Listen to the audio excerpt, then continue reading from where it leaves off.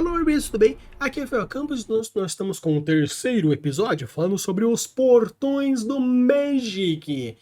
Não se preocupem, esse é o último episódio sobre portões, mas nós teremos diversos outros, tanto que eu já estou preparando um roteirinho falando sobre os líderes das guildas. Sim, vou trazer as criaturas que são correspondentes a cada uma das guildas de Ravnica e falar um pouquinho sobre essas criaturas a partir das minhas percepções, porque a ideia é pesquisar zero. Peguei os nomes, separarei as cartinhas e com certeza vai ter as suas percepções, mas vamos logo para os portões. Aqui vou falar sobre Baldur's Gate, tanto que até tem um jogo Baldur's Gate, algo que eu pretendo trazer aqui para o canal também.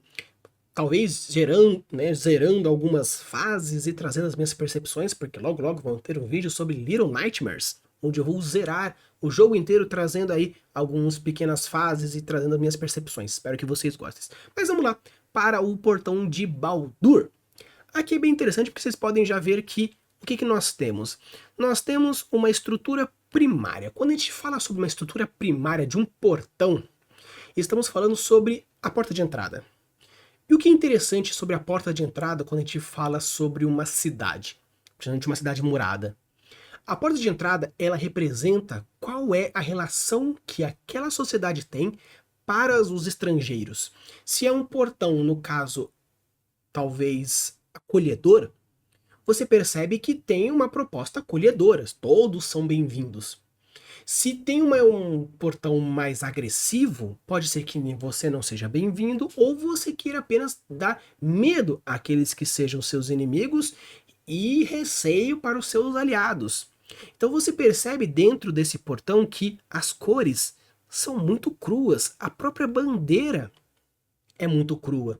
Então você percebe que, apesar de ter poucos guardas, no caso, parece apenas ter 2, pelo menos nesse ângulo aqui, você vê que não traz tanto acolhimento, é algo cru, é algo vazio, ainda mais reforçando com um ar totalmente nebuloso, uma neblina muito forte, você percebe que não é convidativo. E se você for pegar aqui o texto, diz: claro que eu sei o que quer dizer eponômio. É um cavalinho, Cris, o guarda do portão. E no caso aqui, ó, se você for ver, parece que está contando essa história, mas olha que interessante. Claro que eu sei o que quer dizer eponômio. É um cavalinho. Me traz uma ideia muito forte de não apenas arrogância, como sarcasmo. É um guarda falando: será que isso é tal coisa?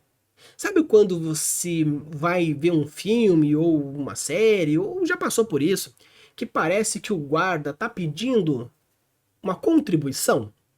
Ou algo assim, aquele bullying clássico que em alguns momentos podem acontecer?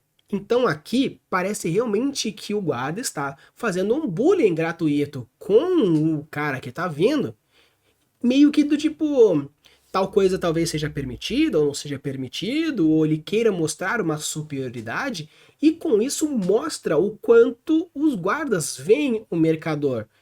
Tanto que, ó, epônimo, no caso, até colocando aqui entre aspas, mostrando assim, o que significa entre aspas alguma coisa, né? Tipo, olha, nós vamos correr juntos. Não é literal. Então significa, não é um reforço, não é um sublinhado, um negrito, um itálico forte. Não. Você quer mostrar um sarcasmo ali. E o texto já traz isso. Então mostra que além dessa neutralidade do portão, essa neutralidade emocional é interessante, mostrando o quanto, pelo menos me traz essa percepção de que Baldur não é uma região acolhedora. Pelo menos o portão não traz isso. Agora até indo para o próximo, a gente aqui no portão de Gond. Aqui já é interessante porque esse portão, ele não é aberto de guardas laterais, ele é fechado de guardas frontais. Qual que é a grande diferença? Um portão aberto de guardas laterais normalmente é um portão de passagem, onde os guardas vêm de ambos os lados, para que não tenha essa percepção no caso de eu estou passando. Mas quando é um portão fechado, frontal, de guardas frontais, normalmente é um portão que tem a necessidade de guardar alguma coisa. Não proteger, no caso, o controle de fluxo, mas sim o proteger e de o guardar. Tanto que guardas na frente é o estereótipo de proteção. No caso, na troca de guarda no inglês, ou qualquer outro clássico que a gente pode ver.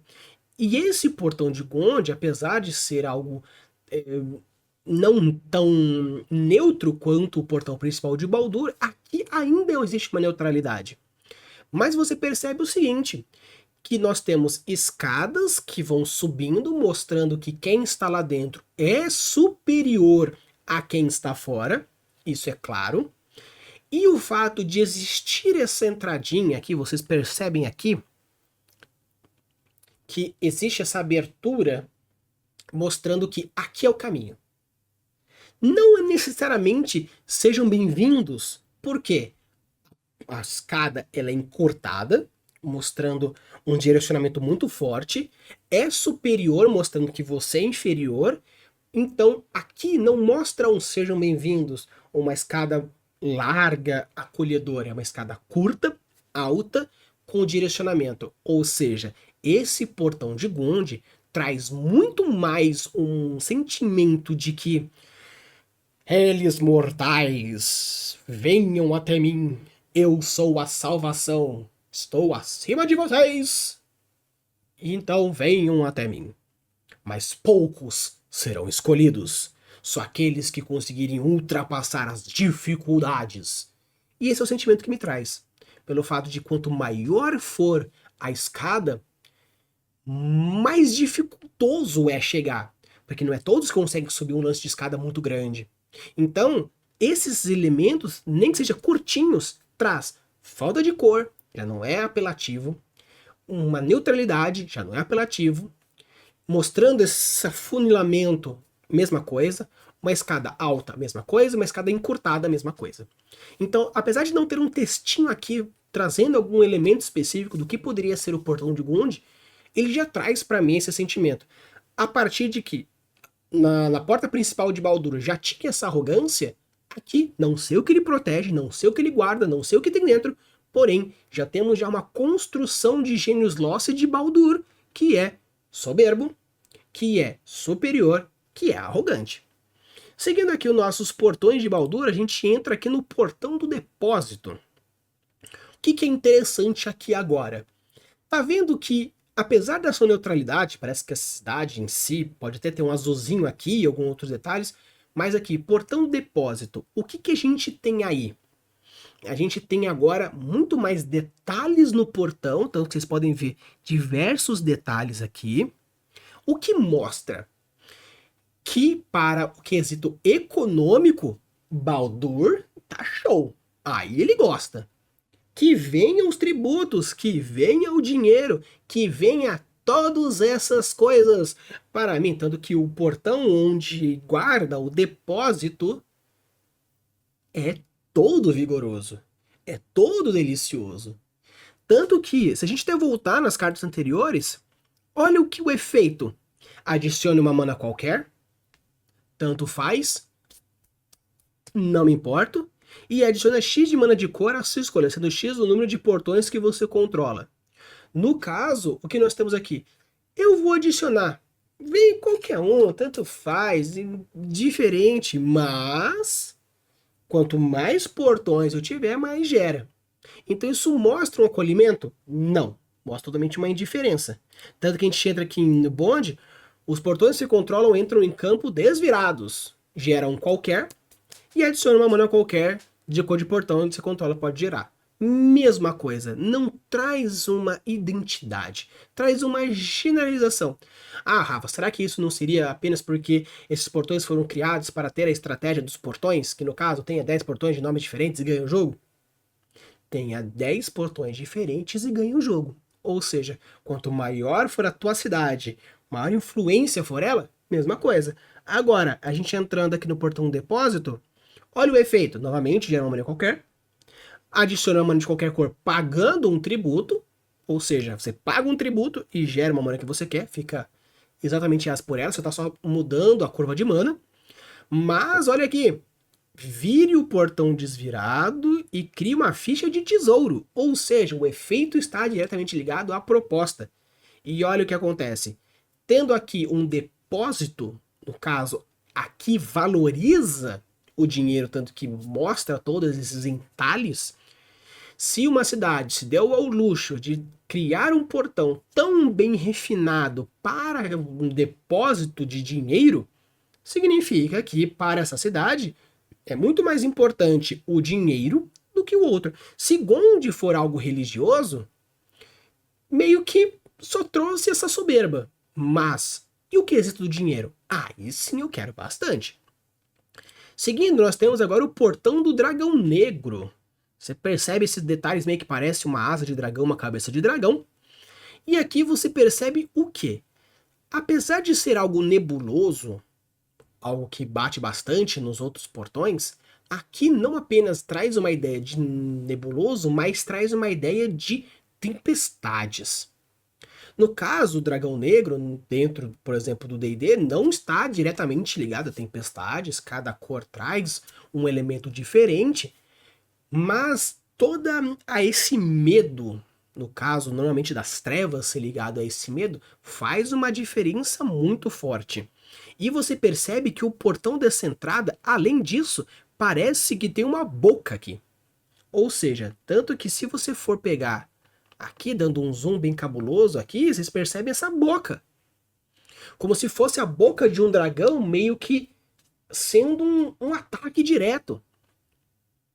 Então assim, tanto que se for pegar, adicione uma mana preta ou uma mana da cor escolhida, no caso, você, né, escolhe a cor.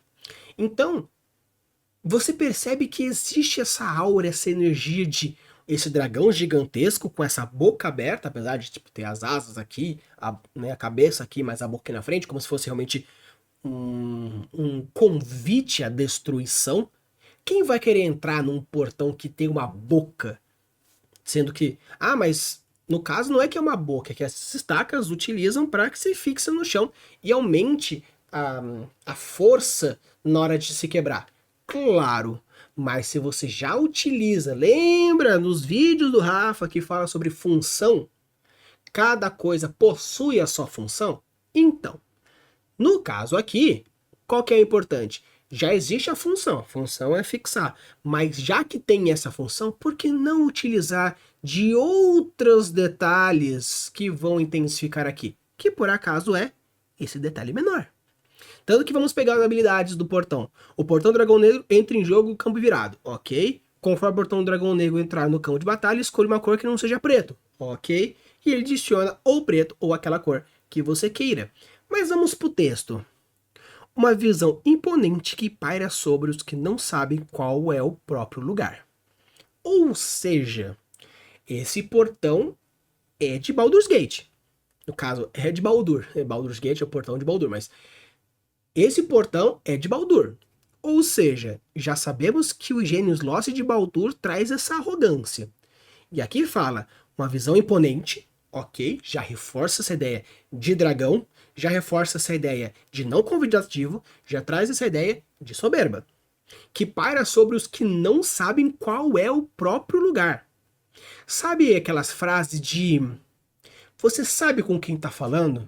Você não merece estar aqui. Mas quem é você? Essas frases têm essa mesma proposta de os que não sabem qual é o próprio lugar. Você não merece estar aqui, você não sabe qual é o teu lugar.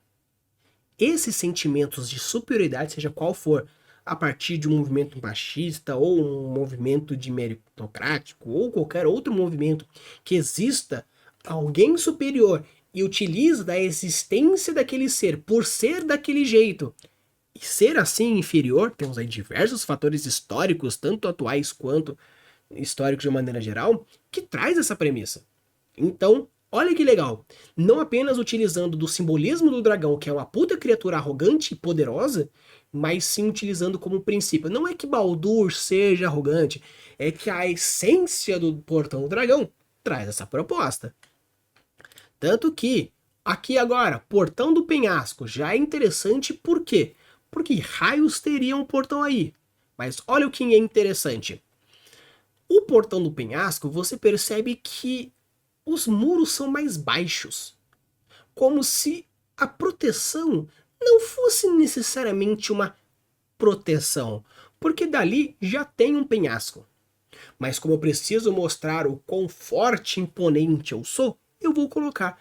Mas não para proteger você, porque se você entrar no guarda-rei e você cair, você caiu. Ah, meu Deus, que tadinho de você. Aqui o portão é mais baixo. Claro que existem as colunas para serem segurados os portões, perfeito, muito bem, vocês conseguem ver tanto aqui quanto aqui, mas você vê tudo isso aqui bem quadrado, com pouquíssimas redondezas, com pouquíssimos detalhes aqui, dentinhos aqui. Você vê que o portão ele é mais arredondado pelo fato da coluna do ar. Você vê que proporcionalmente as pessoas em relação ao muro não é tão grande assim. Você vê que existe desfiladeiros, montanhas aqui, então deve gerar montanhas, né? Como já está mostrando aqui, gera essas montanhas. Mas olha aqui a ideia. Por que criar um portão vindo de um penhasco? Qual é o convite que você está tendo? Que tipo de criatura você está chamando que receba esse convite? Porque se tem um portão vindo dali, significa que alguém vai vir dali. E se vem desse penhasco, o que eu quero dizer com isso? Qual é a premissa que eu quero trazer com isso? E o que é legal disso? Simplesmente a existência de um portão que se chama ainda Portão do Penhasco te gera uma curiosidade bem intrigante. No caso, quem está vindo, por que proteger um penhasco, ou por que se proteger de um penhasco.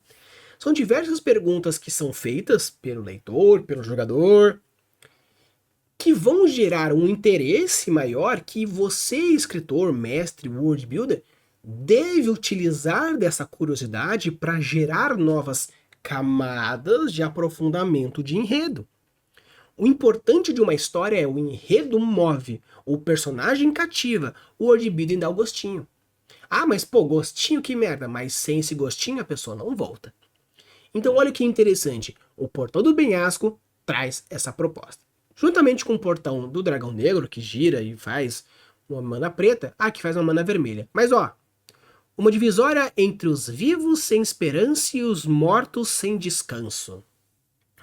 A partir disso, já mostra talvez vivos sem esperança e mortos sem descansos. Será que aquele portão é um portão de sacrifício, de penitência? Porque vivos sem esperanças são vivos que estão próximos a morrer, seja eles criminosos de uma maneira geral, onde eu vou jogá-los através desse portão e cair no penhasco. E mortos sem descanso. Por quê? Vão ser sempre almas penadas que vão receber toda essa. E se eu tivesse, e se eu tivesse, e a família chorando por aquilo. Então, traz essa premissa de que será que esses portões não servem para proteger quem vem de fora, mas sim mostrar quem está dentro e vai fazer aquilo? É muito legal. Não pesquisei, mas vou dizer para vocês, esse portão traz uma problemática muito interessante. Mas muito interessante. Seguindo aqui, a gente vai para o Portão Marinho. Olha que interessante. No caso aqui, o Portão Marinho traz essa mesma proposta de água. Você percebe muito forte esses elementos. E olha que legal. Tá muito mais convidativo do que os outros. No caso, acredito eu, que do outro lado deve ter o mar. De uma maneira geral, deve ter o mar. E olha que legal, nós temos um portão bem mais convidativo, algo que, no caso, comparado com os outros é bem menos, sendo que o céu está muito mais bonito, ou seja, ou o mar está relacionado à religião, então você vê que existe essa aproximação com a religião de alguma forma, ou eles valorizam tanto o mar, mas tanto o mar no nível tão sublime que merece ter isso. E se o mar é tão importante e o comércio também, será que o comércio marítimo não seria a principal forma de economia deles? Onde essa galera que vem do mar talvez seja mais interessante, ou essas divindades marítimas sejam interessantes. Acredito que essas rotas comerciais sejam o principal ponto, talvez, de chegada deles, ou pelo menos dos aliados de uma maneira geral. Os aliados do continente não são tanto que a porta de entrada de Baldur não é tão convidativa. Eles jogam pro outro lado, tem um puta dragãozão, mais dinheiro eu quero. E essas rotas comerciais são maravilhosas. Países se enriqueceram durante a história com rotas comerciais, com escravatura. Então, rotas comerciais, principalmente marítimas, de transporte, é algo bem legal. E aqui mostra, ó como o céu é bonito, ó como é convidativo, olha os elementos, no caso que um tridente talvez seja de um possível Poseidon deles, uma própria concha, até mesmo essas plantas do lado, no caso do lado de dentro, como algo que as pessoas ao entrarem na cidade vão ver esses detalhes. Então eu acho muito legal essas propostas de que cada um dos portões não apenas traz a premissa da cor, porque o que tem a ver o penhasco com a morte no caso da montanha? Mas sim daquela história. Aqui, do fato, nós temos uma ilha, perfeito, gera, mas qual que é a relação que tem com o portão marítimo? Uma rota eficiente entre o navio de um contrabandista e a mansão de um patriarca. Ou seja, mesmo sendo um pirata, mesmo seja um contrabandista, mesmo seja um fora da lei, eu recebo isso, tanto que a rota eficiente entre o navio de um contrabandista e a mansão de um patriarca é para o portão marinho. Você quer ter uma relação forte econômica com Baldur? Venha pelo mar. Seja marinheiro de alguma forma. Que com certeza, porque se for vir por terra, nós temos um portão. Se você não conhecer o seu lugar, temos o portão do dragão. E caso você ainda queira reforçar, temos o portão do penhasco. Então, pessoal, tem aqui agora o final, o portão da mansão. O que falta restante seria o da cidadela, que eu já falei no primeiro. Quando eu errei, não sabia que era um portão de Baldur, pensei que era tudo de Ravnica. Mas a gente tem aqui o portão da mansão como a última cor gerada. E olha que interessante aqui. Nós temos o portão que gera uma floresta, mas será que o fato de ter essa ideia de floresta é o que faz deixar bonitinho? Não. Acredito muito que esse portão da mansão é o portão de governo de Baldur. E é claro, numa sociedade onde eles são soberbos, ter os nobres soberbos é o grande ponto. E esse verde, esse turquesa, traz não apenas a ideia de relação do verde no fator da nobreza como em si, mas um pouco misturado com azul, que é algo que aprimora bastante, muito forte com o portão marinho, que eles têm essa valorização. Então é bem legal, é bem interessante que esse portão da mansão, trazendo essa proposta forte no quesito desse ponto, nós temos o quê? O principal elemento de força e superioridade. Só que eles tentam ao máximo mostrar essa força não tanto bélico, talvez com um vermelho ou um amarelo muito forte, mas sim com uma supremacia do verde. Então você percebe que, apesar de todos, você percebe que tem vários detalhes, existe até aqui pilastras que trazem algum simbolismo religioso, social, histórico, talvez aqui mostrando o símbolo da família, ou da guilda, ou de Baldur de maneira geral, é uma barreira muito forte social, onde você percebe que você plebeu e você nobre é algo tão forte que é como assim, é tão majestoso que eu não preciso necessariamente de proteção, porque só a existência magistral do negócio faz com que as pessoas se afastem de uma maneira geral. E você percebe que, olha aqui o texto, uma barreira que protege o olhar dos privilegiados das mazelas da cidade. Então, não apenas a galera não entra, mas a galera também não sai. É uma barreira que protege o olhar dos privilegiados das mazelas da cidade. Você vai ter um microcosmo ali dentro. Mesma ideia da proposta da história de Buda, onde Buda viveu a vida toda dentro do luxo, e quando saiu para o mundo real, no caso, viu a cidade em volta, viu a desgraça, a fome, a destruição. Então, muitas vezes, essa proposta não apenas de nobres soberbo, mas às vezes de uma sociedade, de uma cultura que já está tão enraizada nisso, que às vezes as crianças que nasceram nem sabem da existência. Mantêm o status quo porque não conhecem a existência. Você fica, no caso, você conhece a história e vê o quão ruim essa galera é, mas se você está no local, no caso, você não tem internet, não tem o conhecimento e você conhece só aquilo, você não consegue pensar em outra coisa, você não consegue pensar em qualquer outra possibilidade, qualquer outro tipo de existência, tirando esse. Então aqui é uma barreira que não apenas protege a cabeça e o emocional, mas protege o status quo. Porque enquanto a realidade for dentro e fora diferente, não vai ter uma manifestação interna. No caso, quem vai ter esse sentimento de mudar o que está mudando se você não sabe o que tem de diferente? Então eu achei muito legal porque, apesar de ter essa entrada que eu digo, né, transversal de guardas laterais, não precisa ter guardas, no caso, guardas frontais. Por quê? A própria imponência já gera isso, e se alguém vive uma vida muito bem obrigada dentro do portão da mansão, para que sair? Para que sair? A gente chega e finaliza. Mas Rafa, e o restante? Esses que foram os portões de Baldur que eu achei. Se por acaso tiverem outros, deixe aqui nos comentários que com certeza eu faço um adendo, um short e trazo mais para vocês. No próximo vídeo sobre Magic the Gathering, vou trazer agora os líderes das guildas, falando um pouco mais sobre as criaturas, as histórias e algumas relações que eu achar bem interessante da sua premissa, das suas cores, das suas relações, dos textos e das suas imagens de uma maneira geral.